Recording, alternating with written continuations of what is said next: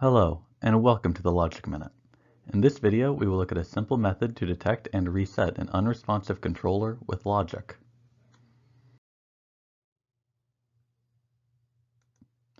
System controllers can be used to monitor other controllers in a system to detect if any become unresponsive and reset them if necessary.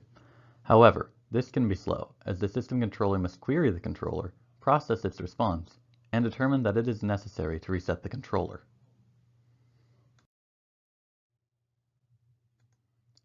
If the controller is in charge of a critical system, the time it takes the system controller to reset the controller after it becomes unresponsive, shown by the blue arrow, may be unacceptably high.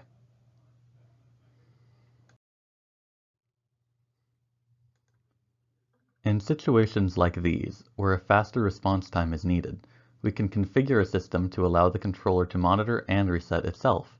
This cuts out the system controller and reduces delay.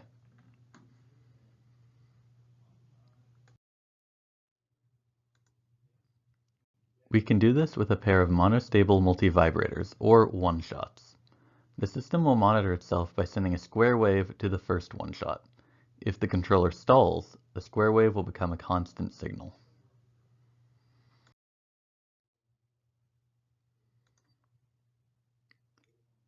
The first one-shot must be retriggerable. Each period, the square wave signal refreshes the output of the one-shot, keeping its output high.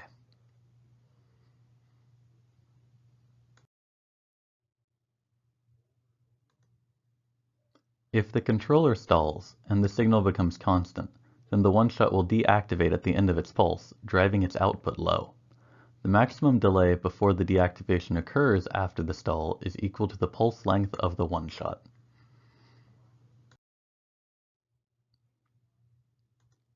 The output of the first one-shot is fed into the input of the second. When the output of the first one-shot is driven from high to low, the second one-shot is triggered, sending a low pulse that resets the system. At the end of its pulse, the second one-shot returns high.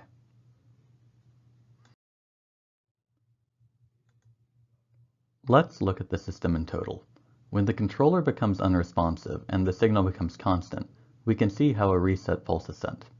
We add a pull-up resistor to the input of the first one-shot to return it to a valid state during the reset.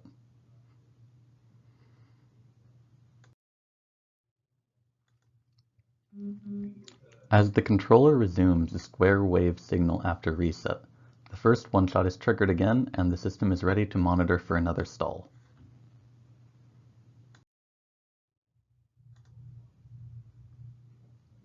The purpose of the second one-shot is to ensure that the system does not remain in reset indefinitely after the first one-shot triggers, as the controller cannot resume the square wave signal while being held in reset. This configuration triggers on the falling edge of the square wave signal and uses a pull-up resistor.